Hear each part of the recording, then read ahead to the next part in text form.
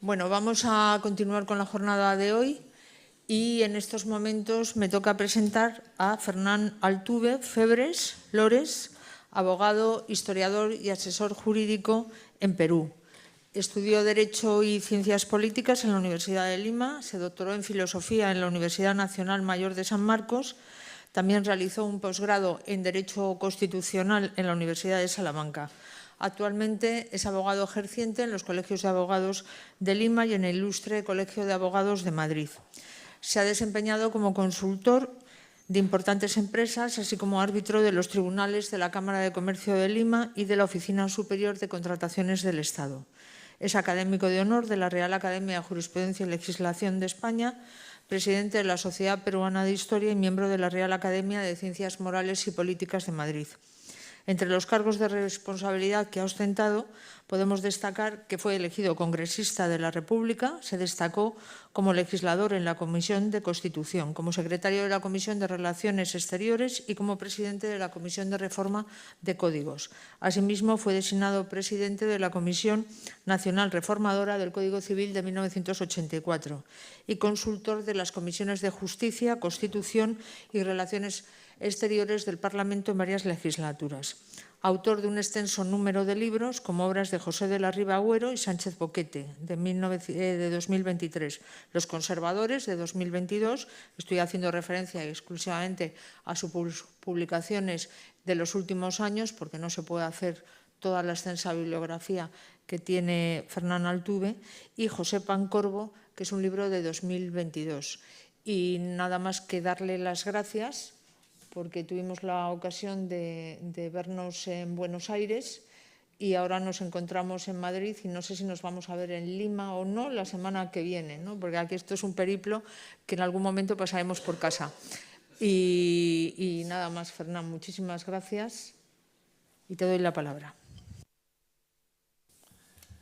Muchísimas gracias por la atención de esa introducción. En primer lugar, agradecer a los organizadores, a la Caja Rural, a la Cámara de Comercio, a la Universidad Fernando III y al CEU-CEFAS por la invitación que me han formulado para participar en este evento sobre la hispanidad y un futuro compartido, justamente en un año trascendental como es 2024, que es el año del bicentenario en diciembre de lo que podría haberse pensado que era el fin del mundo hispánico, y 200 años después nos encontramos aquí en esta ciudad que probablemente haya sido la contraparte del mundo americano en la península,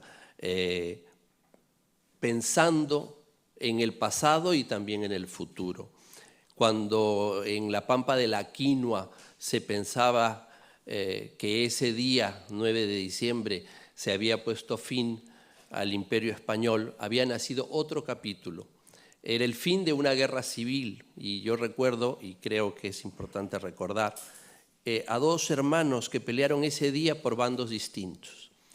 Uno, llamado Ramón Castilla, otro su hermano mayor, que lo había formado casi como un padre, Leandro Castilla. El primero llegó a ser presidente del Perú y uno de los presidentes más importantes. El segundo, Leandro, no entendía la patria como la tierra, sino entendía la patria como los padres. Y por eso se vino aquí a España a ser leal al rey legítimo y fue el último oficial que combatió en el sitio de Morella en 1833. Fue la última guarnición que combatió bajo las banderas de la Cruz de Borgoña que trajo el César Carlos a esta península y al mundo entero. Esa guerra civil terminó y comenzó otra etapa. Y probablemente a partir del repensamiento de la hispanidad hacia el futuro entraremos a una nueva etapa y esperemos que estos esfuerzos que se hacen desde acá y desde otras partes logren consolidar ese futuro compartido. Han tenido la atención de pedirme que hable sobre un tema que está relacionado al riesgo, a la situación de la división de poderes y los ataques que la división de poderes en el fondo del derecho constitucional tiene tanto en el mundo hispanoamericano como en otras partes del mundo de habla española. Existe un trabajo publicado por el CEU de una joven, creo que periodista, Lilian Ayala, que lo publicó en el 2023, donde habla extensamente en un ensayo sobre el tema que me corresponde. Por eso hago la referencia, porque creo que el diagnóstico del problema está muy bien planteado ahí, está en línea y lo pueden leer. Eso me va a relevar de poder tocar o volver a tocar en una exposición tan breve esos temas. Ella dice, como una frase inicial, que la democracia iberoamericana tiene fecha de caducidad. Es una expresión, digamos, retadora,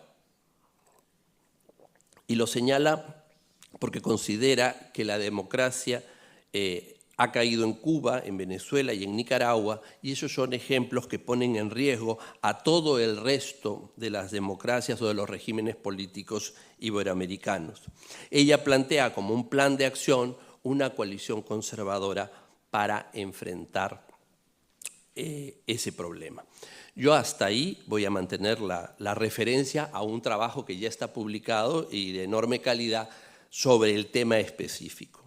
Pero yo me quiero enfocar, y lo voy a tratar de hacer con la mayor brevedad para no aburrirlos, sobre el tema del derecho y el riesgo del Estado de Derecho desde 1824 hasta acá. Como una pequeña referencia introductoria histórica, no me voy a dedicar solamente a hablar de eso, hay que señalar que curiosamente la crisis jurídica entre el mundo hispanoamericano, en el mundo hispano, se produce cuando llegan a nuestra cultura jurídica dos fenómenos europeos, que son el constitucionalismo y la codificación. Y España tiene probablemente el mérito de haber tenido, si no la primera, probablemente la tercera constitución más antigua del mundo, o sea, la norteamericana, las francesas de 1791, etcétera, todas que fueron unas modificaciones en la etapa revolucionaria, y después viene la Constitución de Cádiz. La Constitución de Cádiz es un hito importante, es un hito y también es un mito. Es un hito porque es la primera, y eso tiene un mérito, pero también es un mito porque se considera, y hay mucha gente que considera, que la Constitución de Cádiz era la posibilidad real de la unión del mundo hispanoamericano. Yo no creo en eso. Yo creo que lamentablemente la Constitución de Cádiz, que fue hecha con muy buenas intenciones, cumplió el papel totalmente contrario. ¿Por qué? Porque en vez de diseñar un mundo político plural, trajo el centralismo francés. Y eso en el mundo hispanoamericano sentó muy mal. Y lo que terminó pasando es que se replicaron los centralismos afrancesados en cada uno de los territorios. Y entonces apareció el constitucionalismo y la codificación. Y hay que señalar una cosa muy importante. La codificación, que aparece en 1804 en Francia, llega al mundo hispanoamericano, pero muy tardíamente. Si ustedes ven que el primer código es de 1852, quiere decir que entre 1822 y 1852, durante 30 años, en el Perú rigió el derecho indiano en la República. Eso, y la Corte Suprema de un país independiente aplicaba las partidas, la novísima recopilación de 1805 y las leyes de Indias. O sea, había una república indiana en el derecho.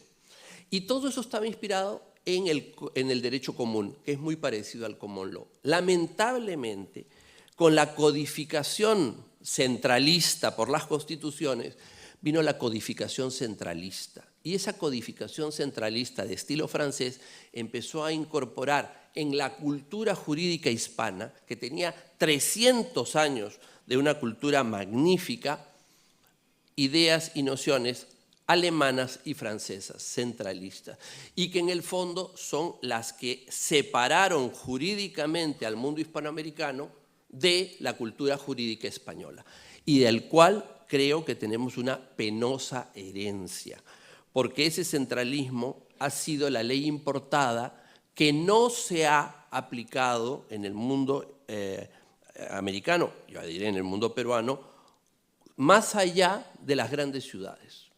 Un profesor mío, el padre Luis Cordero, hizo una tesis muy famosa hace muchos años, en la cual demostraba que el Código Civil peruano no regía más allá de los 1.500 metros sobre el nivel del mar. Que cuanto más se iba subiendo, más se iba encontrando los restos del derecho común indiano.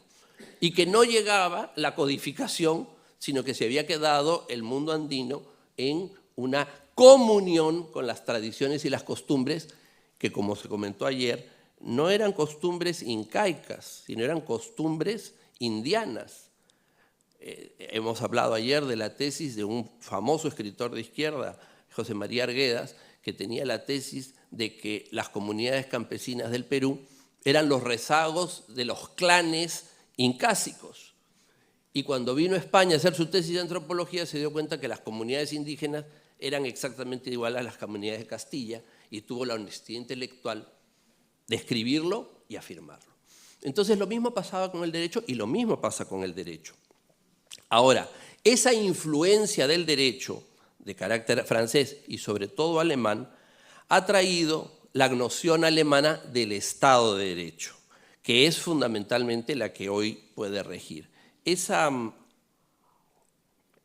influencia, que es una influencia kantiana, de concepción kantiana de un imperativo categórico, se basa en criterios como imperio de la ley en castellano, el rule of law en inglés o el Rechtsstaat en alemán. Y tiene la idea, una idea no hispánica, de que nada puede estar fuera del derecho. Y contrapone la visión que tenía, sabia visión, muy mal interpretada por el positivismo, del derecho virreinal que decía, se acata pero no se cumple. ¿Por qué ocurría eso?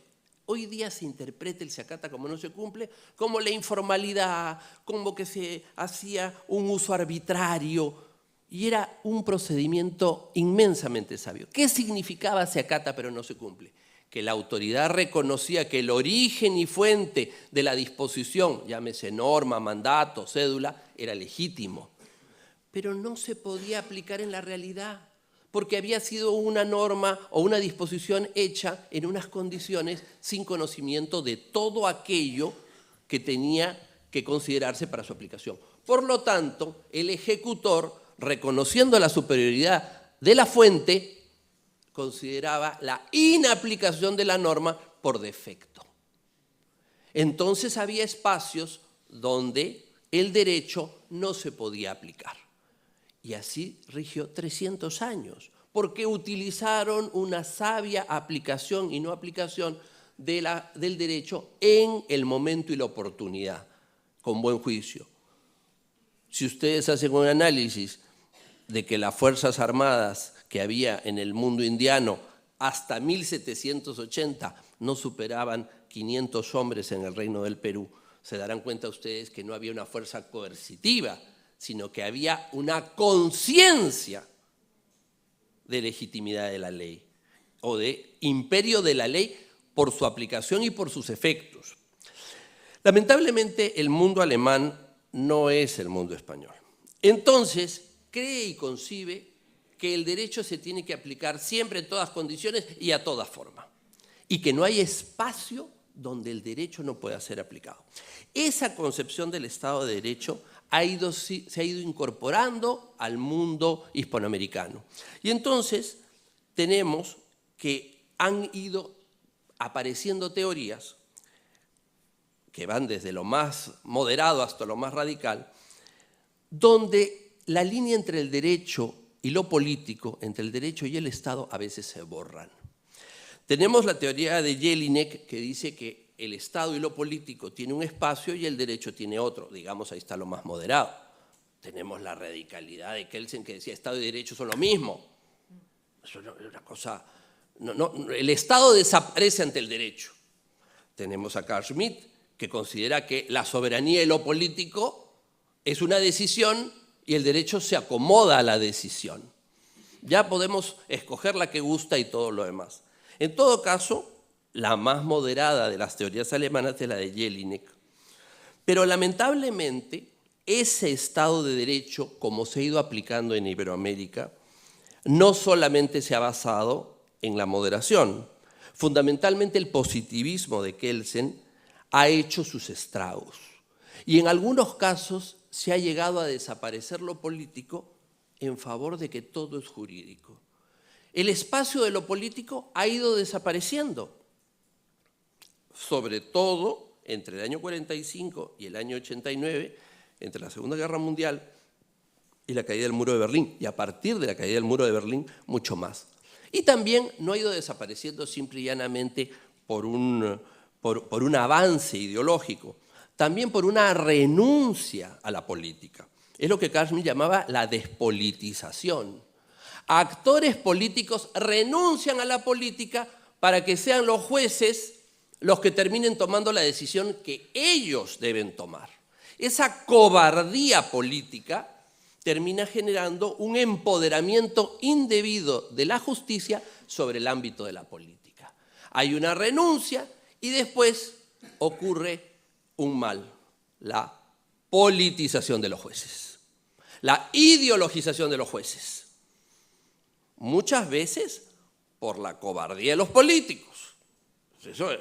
No, es que los jueces se politizan, sí, pero cuando hay un tema candente de políticas públicas, ¿quién termina poniéndose de costado para que electoralmente o en la imagen no me perjudique? Los políticos. Entonces, el espacio político iberoamericano ha ido trasladando su eje del ámbito ejecutivo y legislativo al ámbito judicial. Y entonces, ahí tenemos la crisis del Estado de Derecho. En la crisis del Estado de Derecho podemos encontrar varias etapas. La primera etapa, que está vinculada a los regímenes totalitarios o autoritarios, que no son lo mismo, no se puede confundir un régimen totalitario con un régimen autoritario, es la política como estando fuera de la ley. Los regímenes autoritarios, las dictaduras, etcétera, anteriores a 1989, ponían al adversario fuera de la ley. No estaba en el derecho. En la Constitución peruana del año 33 decía que los partidos internacionales o con carácter internacional estaban fuera de la ley. Existía el estar fuera de la ley. El estar fuera de la ley era una situación grave, pero nunca tan grave como la politización de la justicia, como iremos viendo. A partir de 1989-90, cuando se concibe que hay un consenso de democracias en América Latina y que todos los países de América Latina son de alguna manera democráticas, mejores o peores, todos juegan a decir que son democracias, aunque sea formalmente, comienza también un proceso que es la politización de la justicia. No digo que antes no hubiera estado politizada, pero la confrontación anterior era poner al adversario fuera de la ley. Los comunistas están fuera de la ley, los fascistas están fuera de la ley, los del partido, los apristas están fuera de la ley, etc. Pero a partir de que se dice que formalmente somos democracias, lo que se hace es empezar a politizar la justicia, a poner jueces que vean las cosas como el partido gobernante, como el grupo gobernante, etc. Y también aparece la resistencia jurisdiccional, y quiero que tomen nota de este concepto, que son aquellos jueces que tienen una conciencia de independencia que están resistiendo a esa politización de la justicia. Porque no se puede confundir la resistencia jurisdiccional con el activismo político. Son dos cosas diferentes. Un juez que está defendiendo su ámbito de independencia no está haciendo activismo. Está evitando o tratando de evitar una invasión indebida de la política en los fueros de la justicia. No es lo mismo el juez que tiene una ideología y que quiere impregnar todos sus actos de una ideología, que eso es activismo. Son dos cosas muy diferentes y no se distinguen generalmente. La politización de la justicia lleva a la pérdida de la independencia de los jueces, lleva a la ideologización de los jueces, y constituye un primer paso de agravamiento de la crisis del Estado de Derecho. Muchas veces viene acompañada de corrupción judicial. Cuando hablo de corrupción judicial, la corrupción judicial no la hablo solamente en la venalidad, la corrupción de vender una decisión o de inclinar la vara de la justicia en favor de uno u otro litigante. La ignorancia de los jueces, poner a jueces que no están capacitados es un acto de corrupción, porque no hay forma de que haya una justicia independiente con un juez ignorante. Siempre va a ser dependiente. Un juez ideologizado es un acto de corrupción, porque ya tiene un prisma que atenta contra su independencia. Entonces hay que tener muchísimo cuidado porque la corrupción judicial no puede ser considerada solamente como un acto de venalidad. Pero el escenario más grave y el escalonamiento más grave no es ni la politización de la justicia ni la corrupción de la justicia, sino la judicialización de la política. Ese es el escenario más grave y probablemente en el cual nos hemos desenvuelto en América Latina en los últimos años. ¿Qué es lo que ocurre? Primero parte de un principio que suena bien, pero que probablemente resulta mal. Nada está fuera del derecho. Claro, eso suena lindo, pero hay una naturaleza política, de decisiones políticas, y eso los peruanos lo vivimos de manera muy grave. Hay decisiones del Parlamento que no son justas o injustas, sino son oportunas e inoportunas. Son democráticas porque tienen una mayoría o no son democráticas porque no han logrado una mayoría. Pero no tienen un nivel de justicia y donde los jueces no tienen nada que decir, pero empiezan a intervenir con acciones para paralizar la decisión del Ejecutivo, la decisión del Legislativo, y empiezan a intervenir. Entonces no estamos ante la resistencia del poder que está viniendo de afuera para quitarme a mí lo que me compete, sino el activismo del juez que quiere extender por ideología, por política o por corrupción su mandato sobre actos que no le corresponden. La judicialización de la justicia tiene al activismo político como una de sus ejes centrales y siempre escondido. Es una pseudo responsabilidad moral, porque si yo soy juez independiente y soy juez de verdad, sé que mi responsabilidad moral es sobre la causa que me llega y no sobre la causa que yo me atribuyo.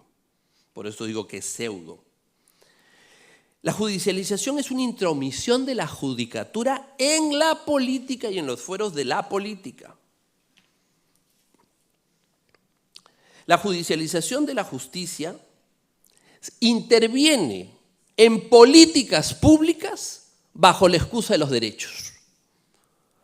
Aborto, eutanasia, minorías, derechos humanos, que son políticas públicas y decisiones democráticas de los parlamentos y que solamente tienen un fuero judicial cuando se llega a un caso concreto donde hay conflicto de intereses concretos de la judicatura, pero no.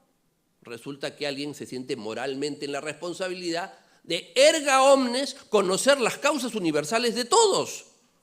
¿Cómo? Muy bien, si yo hoy voy y presento una demanda, yo le he pedido a usted, señor juez, que intervenga en mi causa. Pero resulta que por manipulación política la causa de Juan con Pedro termina siendo generalizada. E incluso se ha incorporado a las decisiones judiciales el concepto de la manipulación jurisprudencial. En el Perú se ha establecido que hay sentencias del Tribunal Constitucional que pueden ser abiertamente manipulatorias. Cosa por el estilo. Pero a eso hemos llegado. Esa es la judicialización de la política, es decir, la intromisión de los jueces en la política. Muchas veces los partidos políticos son responsables porque como no quieren asumir directamente la responsabilidad política, quieren que los jueces les avalen lo que ellos deben defender o condenar por sus propios actos. Y en eso tienen mucha responsabilidad. Y llegamos a casos de judicialización política donde se crean jurisdicciones y justicias ad hoc para tratar casos políticos. Ustedes van a decir, así como usted lo dice, pues es una cosa terrible. Pues se ha inventado una cosa que se llama la justicia transicional. ¿Qué cosa es la justicia transicional? Cuando ha habido un conflicto armado interno, se crea una jurisdicción ad hoc para los delitos y crímenes que han cometido esas personas dentro de un orden político constitucional. Claro, característico siempre que sean de izquierda, porque no hay justicia transicional para los abusos de la derecha, siempre para los abusos de la izquierda. Y eso es el caso colombiano, con tribunales ad hoc que se queden con el dinero que robaron, con el dinero de las exacciones que tuvieron, de los asaltos a bancos y de los secuestros. Eso no es politización de la justicia, o judicialización de la política, mejor dicho. Clarísimo. ¿Y dónde está la clave? La clave de esto, el doble estándar. La judicialización de la política en su activismo siempre genera un doble estándar.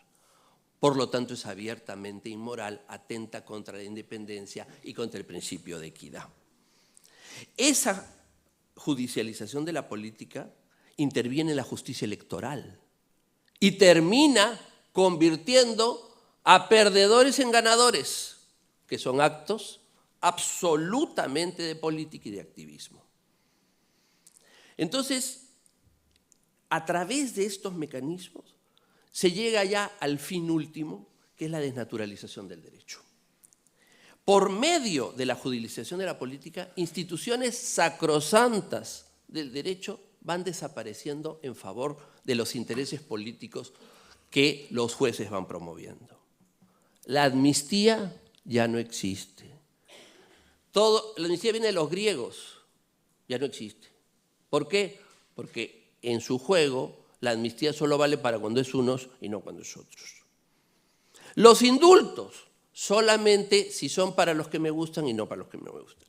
Y finalmente la prescripción, que es el origen, como decía don Álvaro Dors, a quien tuve el honor de conocer, la prescripción es el origen de todo derecho original.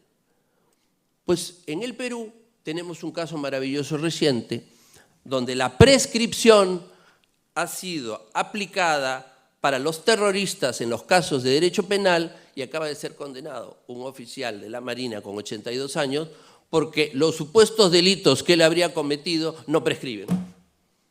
Entonces tenemos una judicialización de la política de tal nivel que los mismos jueces le aplican la prescripción a unos y la no prescripción a otros. ¿Qué ocurre con esto? Que terminamos con la criminalización de la política. Se ha llegado a un momento en que un sector de la política es criminal y se criminaliza la política. Y finalmente llegamos a una frase nueva del siglo XXI, pero que diseña cómo esto, en su agravamiento, ha llegado a un país impensable como los Estados Unidos de desequilibrio judicial, porque el eje de los derechos en el mundo anglosajón y norteamericano es la santidad, independencia y corrección de los jueces. Es el famoso lawfare, es decir, la guerra judicial, que hoy día ustedes mejor que yo podrán ver denunciada por el expresidente Trump. Ese es ya el caso absoluto, porque en la judicialización de la política, con su doble moral y su doble estándar, todavía hay espacios en los cuales hay jueces que actúan de acuerdo al deber ser. Cuando llegamos a la guerra judicial, el edificio jurídico se ha desmoronado. Ya nadie cree en ningún juez. Ya se ha llegado al punto en el cual el activismo judicial funciona directamente, la intromisión de la justicia directamente y la parcialización judicial está en todos. La opinión pública no cree en los jueces. No hay refugio para el derecho sin la política. Se ha producido ese matrimonio nefasto entre el ámbito de lo público y lo privado. Los privados han sido expropiados por los jueces de su mundo y su esfera individual. Iberoamérica ha llegado a eso, todavía está en la fase de descomposición de la judicialización de la política. El mundo norteamericano aceleradamente ha entrado en la descomposición. ¿Cuáles son los casos más graves en este momento? Yo les mencionaría 5 países. Primero, el Perú. En el Perú, todos los espantos que he mencionado se han producido. Es que tiene un récord marcado y documentado de todos ellos. Guatemala. En Guatemala se ha producido por una vía extraña, que es la intervención exterior. Guatemala ha tenido una comisión internacional que ha supervisado el funcionamiento de su estructura judicial. O sea, una intervención en propiedad a través de funcionarios y organismos de la OEA. En el Perú se ha hecho indirectamente a través de la Comisión Interamericana de Derechos Humanos, pero no directamente como en el caso guatemalteco. El riesgo más grande está hoy día en Brasil, donde una justicia bicentenaria de responsabilidad, probablemente de las mejores como los Estados Unidos, hoy día por el juez Moraes ha terminado en un activismo político y en una intervención en favor del gobierno de Lula y que termina poniendo en riesgo toda la estructura judicial y obviamente las instituciones políticas. Recientemente México. Y el caso mexicano es muy ilustrativo, y ya con esto estoy terminando para no aburrirlos. El presidente López Obrador trató de hacer una intervención por la justicia electoral, a través del INEI, del Instituto Nacional Electoral, y la sociedad salió y se defendió. Y con gran habilidad el gobierno organizó una reforma judicial que ha sido exitosa, con una mayoría parlamentaria, que ha terminado interviniendo el Poder Judicial mexicano, que había sido el elemento de resistencia jurisdiccional a la politización del gobierno. Por lo tanto, el gobierno que ahora se inaugura en México es un gobierno en que la resistencia jurisdiccional es muy, muy reducida. Y vamos a ver cuáles van a ser los efectos de eso.